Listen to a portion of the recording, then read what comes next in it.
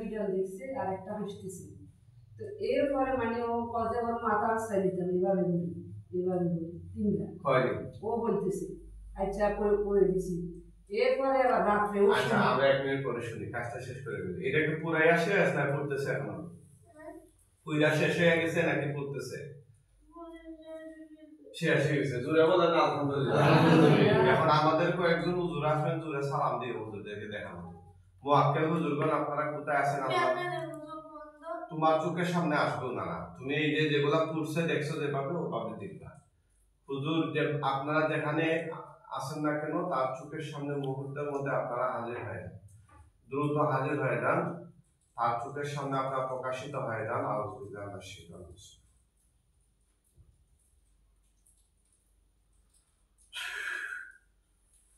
হুজুরদেরকে দেখা যায়নি? জোরে সালাম দাও। আসসালামু আলাইকুম। হুজুর এই যে যেগুলোকে আমরা জবাই করে আগুন দিয়ে পুড়াইলাম, ওদের শরীরের ধ্বংসাবশেষ লাশের অংশগুলো আপনারা দাফন কাফনের জন্য নিয়ে যান। একদম পৃথিবীর শেষ প্রান্তে নিয়ে যাবেন, যেন কিয়ামত পর্যন্ত এই মেয়ের চোখের সামনে এগুলো না আসে। দ্রুত নিয়ে যাবেন। দেখো হুজুররা কি নিয়ে যাচ্ছেন কিনা। আচ্ছা আচ্ছা, যাওয়া শেষ হয়ে গেলে বললো যখন আর দেখা যাবে না। দেখা যায়নি? তাকাও, তুমি তাকাও, তাকাও, হাত ছাড়ো, বলো আলহামদুলিল্লাহ। আলহামদুলিল্লাহ। অনেকে মনে করে যে আমরা যে হাত ধরাই এভাবে মনে করে যে হাতে তাবিজ দিই না। আমরা কোনো তাবিজ কবজ দিই না। তাবিজ শরীরে থাকলে সেটা আগে খুলাই। এই তুমি এখন সুস্থ, হ্যাঁ তুমি উঠো উঠো। কি হয়েছিল তার একটু বলে তো, এই সামনে না বলো।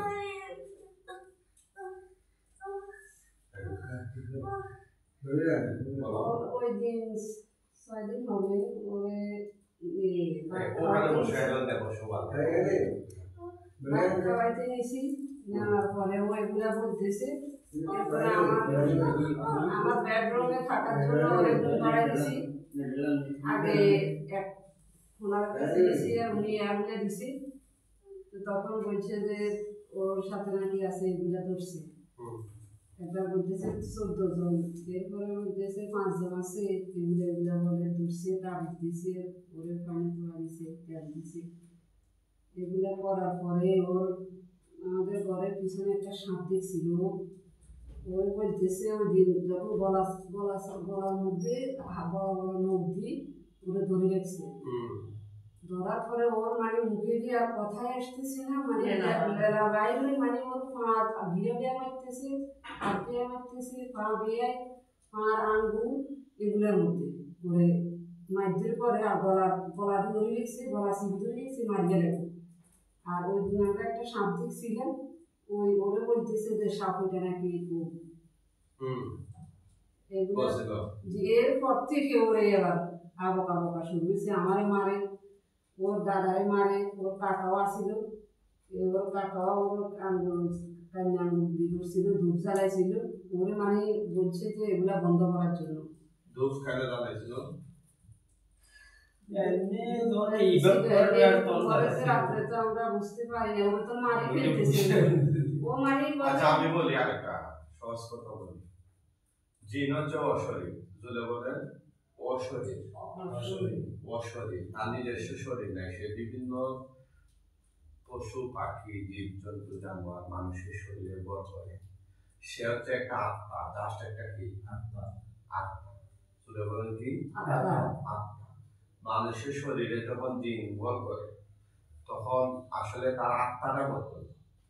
মানুষের আত্মার সাথে জিনের আত্মাটা এসব বর করে। তখন আপনি যদি তারে ফিটান, ধরেন উনার শরীরে জিন বর করে, তখন উনাকে এই রোগী কি হয় খালা হয়। আচ্ছা ধরেন আমি যদি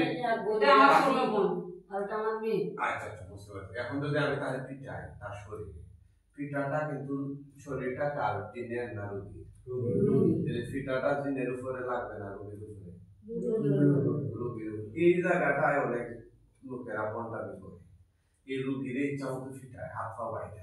আচ্ছা আমরা যে ওনাদের চিকিৎসা করছি, আমরা বাঁধছি রশি দেয়া, সুতা দেয়া, অনেকে এখানে বাঁধে রশি দেয়া, শরীরে যেভাবে বাঁধে টাইট করে বাঁধে, ভাই আট দিতে লাগে, বুঝছেন? এরপরে সুতা দিয়ে বাঁধে আঙুলগুলাতে। এমনও জায়গা আছে 3 দিন 4 দিন বাঁধে রাখে আঙুলের মধ্যে সুতা দিয়ে। এগুলো পচা যায়, বুঝছেন না বিষয়টা? টাইট করে বাঁধে। এই যে শরীরটা তো রে ভাই জিনের না, তুমি কি রশিটা যে বাঁধানো যায় নাকি? যেহেতু একটা আত্মা, তাহলে তিলাওয়াত করে বাঁধা, ঠিক আছে? এই জিনিসগুলো অনেকে বুঝে না। মরিচ পুরাইয়া নাকে লাগায়, দুধ পুরাইয়া এখানে দোয়া নাকে লাগায়, এটার কষ্টটা রোগী পাইতেছে জিনে না, বুঝে নাই কথা?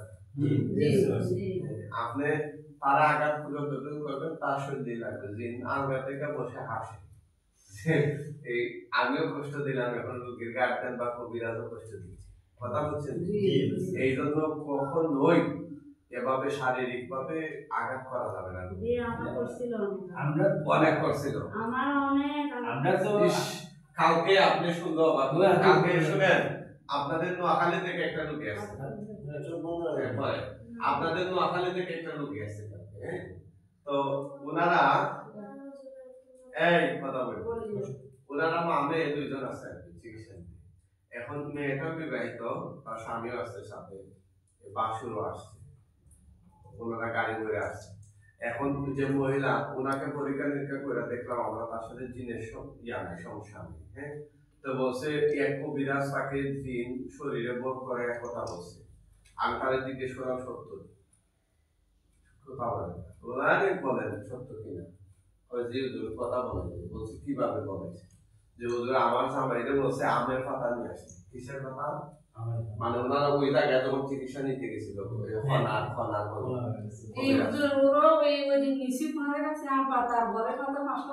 শুনেন, বলছে আমের পাতা নিয়ে আসা। আমের পাতা আনতে গেছে গার্জিয়ান, আর এখানে তো অতিরিক্ত লোক নাই। এখন মহিলারা বলছে, মহিলা শুনো, তোমার এখন আমি খুব বেশি ফিটানো, তোমার বাচ্চা আছে কাছে, সে কান্না করবে দেখে। আর তুমি যদি আমি যা যা বইলা যে এগুলা যদি তুমি আমার সাথে সাথে বলো তাইলে ফিটাবো। হ্যাঁ, কিভাবে কি করতে হইব, আমার তোমার আমি যে প্রশ্নগুলো করবো উত্তর সুন্দর করে দিয়ে দিবা। আর যদি না দাও তাইলে অনেক মাইক মারতে হইব, মানে জিন বল করাই দিলে। আর এমনিতেই তুমি যদি কথা বইলা লাও তাইলে আর তোমার ফিটানো লাগবে এখন আর বলছে। তো তারপরে কি করা লাগবে? তারপরে আমি যখন তোমার কর্ম সইলা দাও তখন তুমি অজ্ঞানের মতো বান ধরে বসে থাকবা 2-3 মিনিট। অনেকক্ষণ এভাবে এই রোগীর সামনে আসছে, আসার পরে কথা বলছে যে তোমরা কয়জন আসছো? সে বলে আমরা 18 জন আসছি। হ্যাঁ, আচ্ছা আচ্ছা, কোথা থেকে আসছো? এই বটগাছ থেকে আসছে। এভাবে বলে বলে মোটামুটি অনেক আলাপ আলোচনা কইরা এক পর্যায়ে তারে বলছে ঠিক আছে তুমি ফালাইয়া সইলা যাও রোগীরে। সে অজ্ঞানের মতো বান হয়ে গেছিল 2-3 মিনিট। পরে সে স্বাভাবিক ডাকতেছে, স্বাভাবিক হইতে পরে বলে দেখছো দিন ছিল, দিন ছাড়াই গেছে। হ্যাঁ, এখন ওই স্বামীটা এখানে এসে বলতেছে, মানে এই মহিলা এই স্বীকারোক্তিটা দেওয়ার আগে উনি বলতেছে হুজুর আমার চোখের সামনে যে নাজির করাইছে, কথা বলাইছে হুজুর। হ্যাঁ, কি বলেন আপনি? জিন ছিল? আমি বললাম তাই? হ জিন ছিল। পরে যখন মহিলা ওগুলা বললো, তাইলে সে অজ্ঞান হইলে কিভাবে? মহিলা কয় না না, আমারে তো কইছে নাইলে আমার মারবো ফিটবো, বান্ধবীরা বলতে আমি বান্ধবীরা বলছিলাম, আমি সবই করতে পারি, আমি নিজে নিজে এইসব করছি। এ মহিলা চিন্তা করছেন বিষয়টা। মানে যে রোগীর চিকিৎসা করছে ওই রোগীরই মানে সে কি করছে? প্রতারণা করছে রোগী। আমার উপরে অনেক টর্চার করা হচ্ছে। আমি কিন্তু আপনার ভক্ত, আমি আপনার ভিডিও অনেক আগ থেকে দেখতেছি, দেখার পরে দেখি আমি কিন্তু আপনার ভক্ত, অনেক আগ থেকে আপনার ভিডিও দেখি, আরো অনেকের ভিডিও দেখি। তবে আমি আপনার কমেন্টস এইগুলো সবকিছু ফলো করতাম, সবকিছুর ভিতরে আমি আপনাকে চয়েস করছি। আমার বোনেরটা নিয়ে আমি 2 বছর থেকে অনেক, আমি বাইরে থাকি আর কি, 2 বছর থেকে অনেক কষ্ট আমার মা বাবা অনেকেই করছে।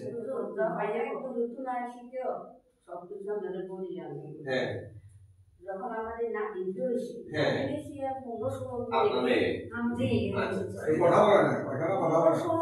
দিন ওরে আমাদের ঘরে আমাদের বাড়ি গেছে, বাপের বাড়ি গেছে আর কি।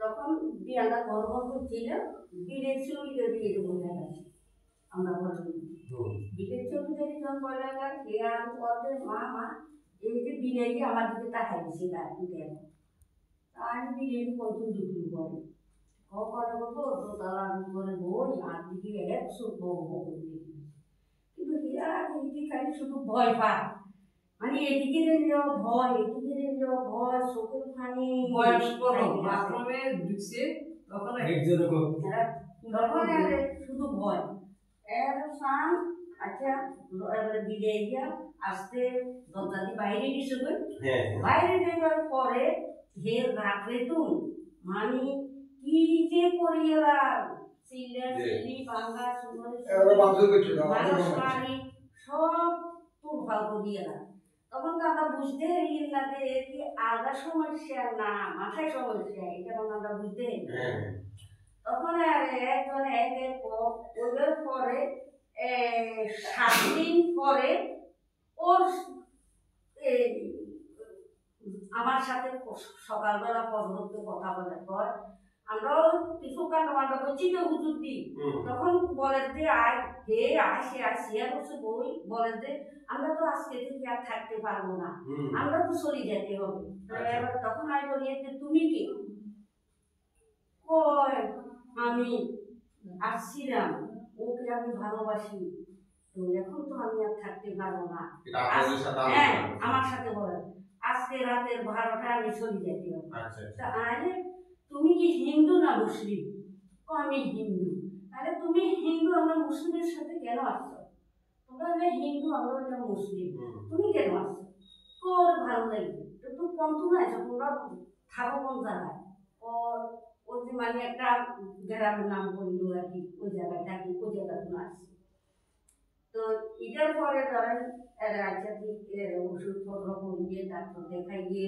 ওই হুজুর দিয়ে যারা প্রমাণ করিয়ে করার পরে মানে ভয়ে যায় না ভয়ে পাইতে আছে তা এগুলো আবার একটু চতুর্দিকে একটু ডাক্তারের কাছে এসে চিকিৎসা করেছি বলছে যে ব্রেনে কোনো সমস্যা নেই এর ব্রেন খুব ভালো এর মানসিক একটু সমস্যা তখন ডাক্তারের ওষুধপত্র দিয়ে খাইছে 2 সপ্তাহ দিয়ে খাইছে খাইবার পরে এখন আজকে 1.5-2 মাস ধরে হঠাৎ ওই ঘরে ফিসে গেছে ধরেন 2.5-3 দিন গেছে আর হিন্দি বলে ডাক্তার হারাই